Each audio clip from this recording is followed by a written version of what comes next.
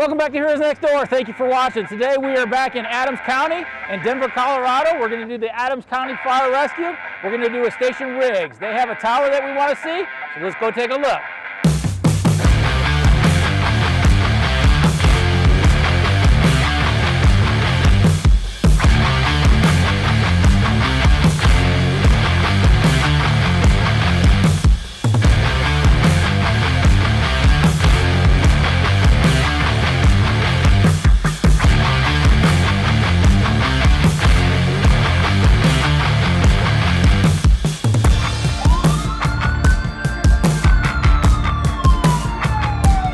Before we go inside, do us a favor, hit like, hit subscribe, and hit notifications so we can keep bringing you more. We're trying to get to that 100,000 mark, and with your guys' help, we can do that. Let's go take a look.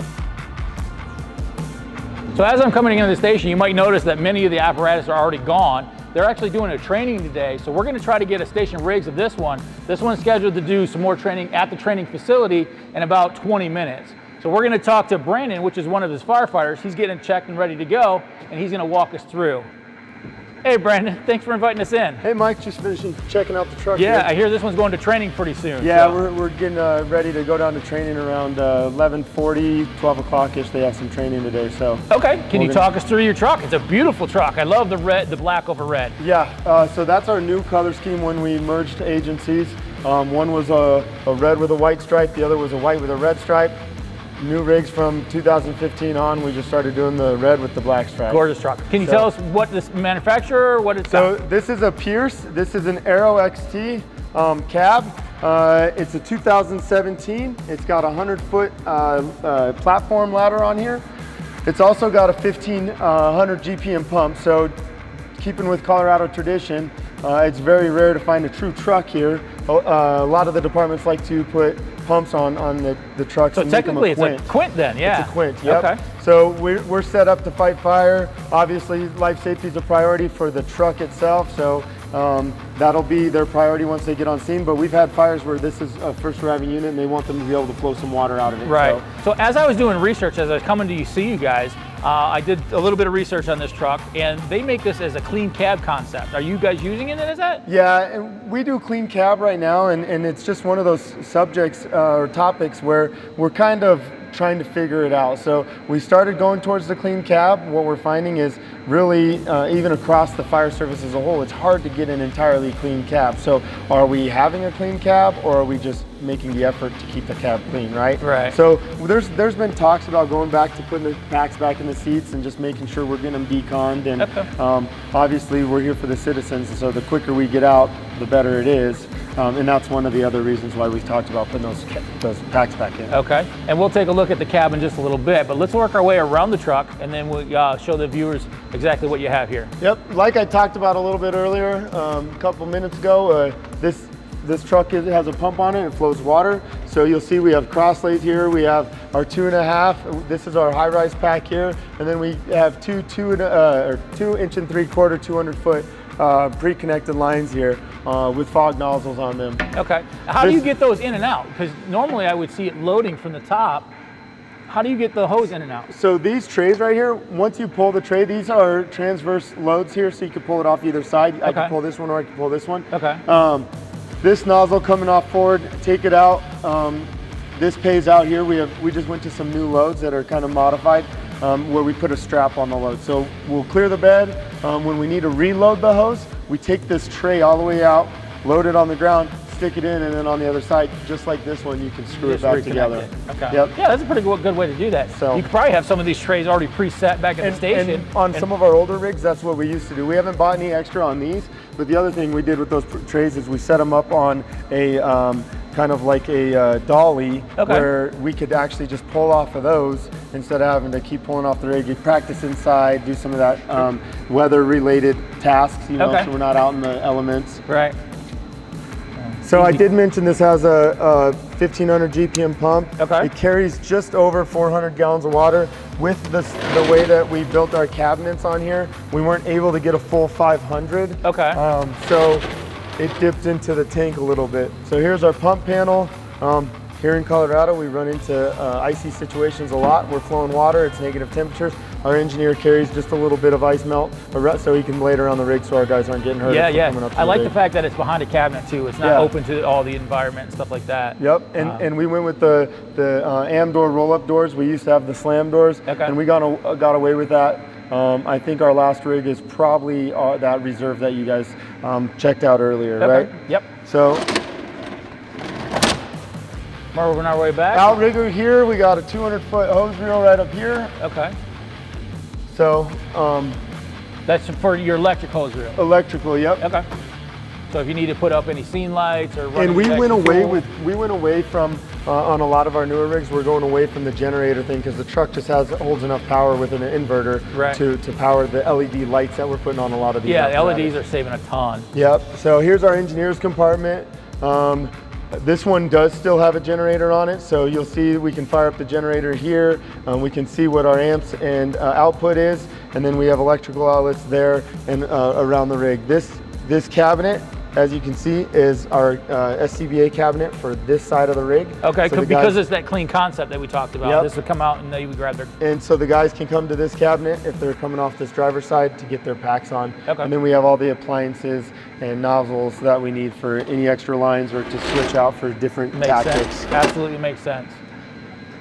In here, we're gonna have all of our rope equipment, and each individual on our department, once they get on their rig, they actually each rig has 4 bulletproof vests and helmets. Okay. So ballistics have become a part of our job. It didn't used to be. Unfortunately, we've had a couple of incidents throughout the country that we worry about that. So we got ballistics. I think they have a shelf life of 5 years. So every 5 years we get new ones. Right. We try to keep them out of the sun. That's what deteriorates them. Put them in bags to keep them protected, and then they go in here. We also have some extra tools in here. You'll see a hook. This individual likes to have his hook on this side here, so he'll put it in a spot where he likes it when he's coming back to get equipment. But it's a pull-out drawer. It comes down. You know, obviously, not all of us are 6'4", so having a good thing like that is helpful. And then we have all of our rope set up here for rig and Z rigs and some mechanical advantage if we're bringing people up off the highway. A lot of our embankments going up to the highways are a good 200 feet incline or decline down. Right. And so a lot of times we're using, if they're at the bottom of that, we'll use a Z rig or a 3-to-1 to bring them up out of the car if they're hurt. Right. We also carry some DeWalt powered battery tools. Those are awesome for some of the extrication stuff. Cutting cars. So do you tie off on the rig around? Yeah, so with the ropes we can tie off in multiple spots, but a lot of times we'll just use the tire as an anchor. And then obviously the rig's locked out and the weight of it, and it doesn't bother anything. Extra storage? Extra storage for cylinders. You guys are using Scott MSA? We're using Scott packs, and they're the 5500 packs with all the interchangeable cloth on there. So that was the other reason why the clean cab concept came back up is, hey, if we're able to take everything that's permeable and throw it into a washer and wash it, why don't we just do that and then put fresh stuff on the packs? Right. The old packs we couldn't do that. Right. So in here we're gonna have some saws. Okay. So we carry all of our rotary saw and our chainsaw for access. We don't use the chainsaw as much as we did fire departments did back in the earlier years when we were always going to roofs. We don't go to the roof a lot here, and if we do, we're normally cutting holes off of the ladder itself instead of just getting up on the roof. Okay. So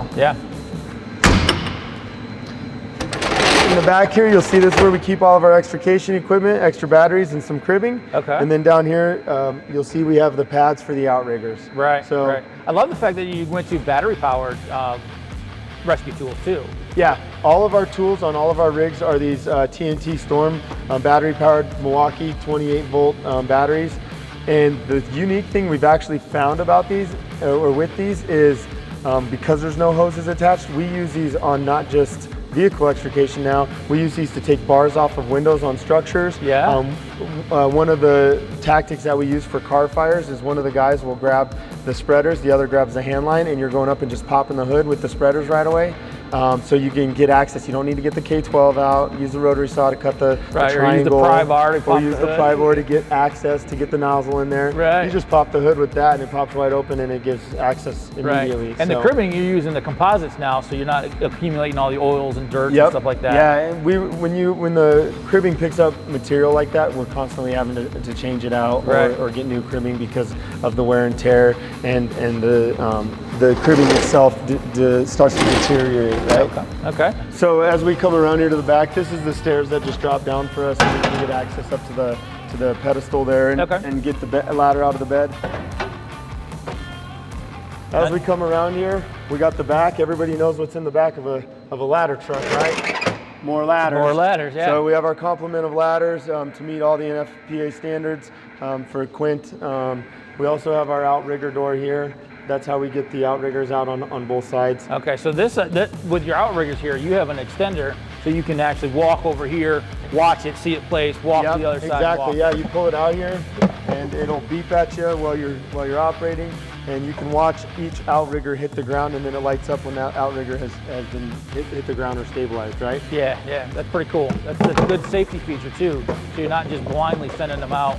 And really, one person can start to set it up while everybody's getting geared up and ready to go. Yeah, and when we built this apparatus, it has all the safety things on the ladder up here, so we can't run it into itself. Okay. If we're down below grade using the ladder and we swing it around, it'll stop before it messes the body of the apparatus up. Right. So, I noticed you got the backup cameras and stuff like that backup too. Cameras. We have a policy that you need a backer whenever you're backing. Well, a lot of times we're finding ourselves in positions where we just don't have the extra people to back up, right? Okay. So you can do a 360 of the rig, and then when you get up there, you don't really need a backer. Now you verified that that's back here, and now you're just ensuring it with the camera. Right. With your engine bay here, do you use these as pull-throughs? Yeah, okay. All these are supposed to be pull-throughs for the apparatus.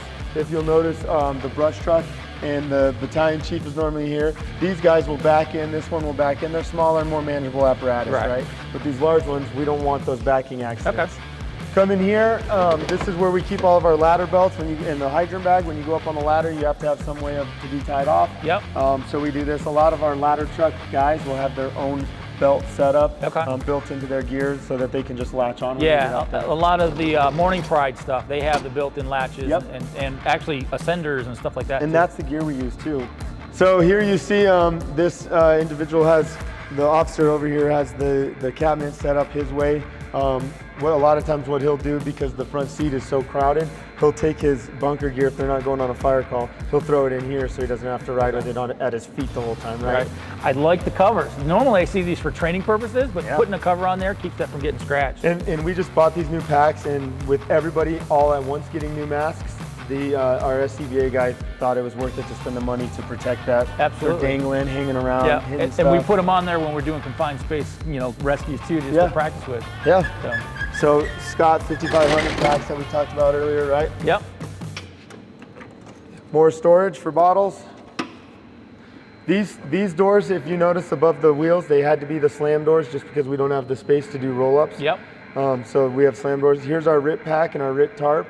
When we set up RIT set up for RIT situations on a fire scene, the truck company will always bring their RIT bag up.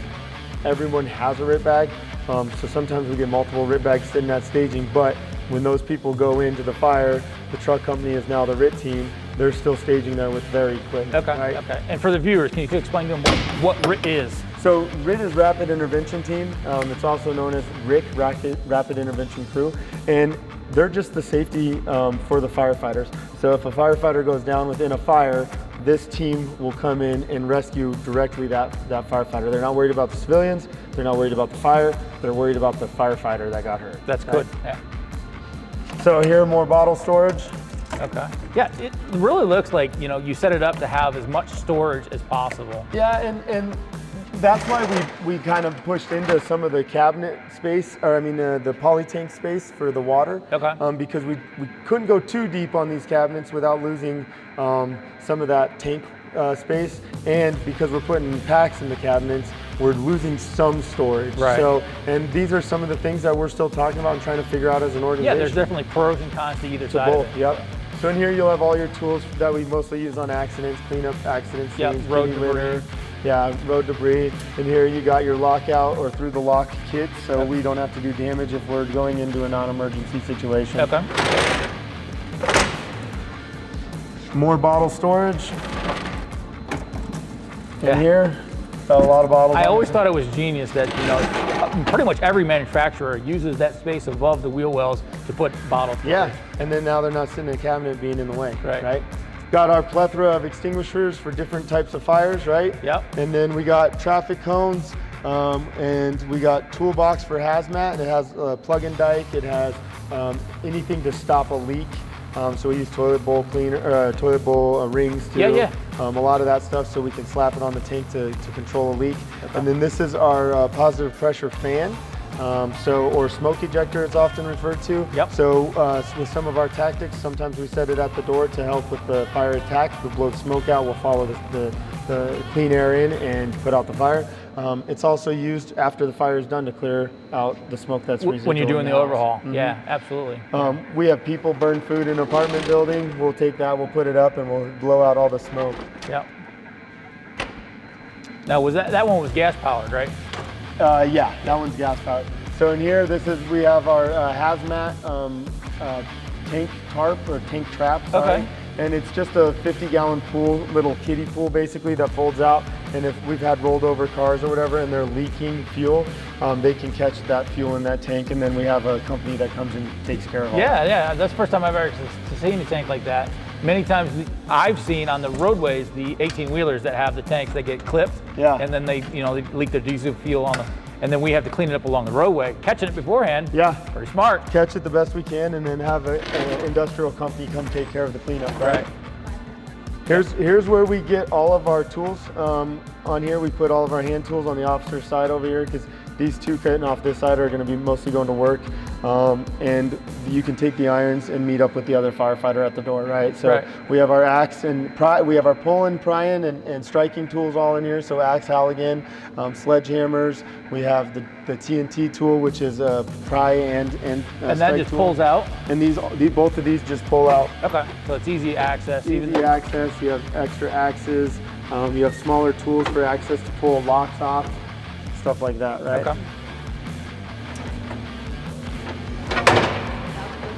Okay. Regular toolkit. I told you our hose loads are transverse, so we can go both sides. This holds some spanner wrenches in here, just some extra storage for some little stuff. Okay. Right here, extra mask we carry in there too, and elevator keys. All right. And then now we're back to the cab.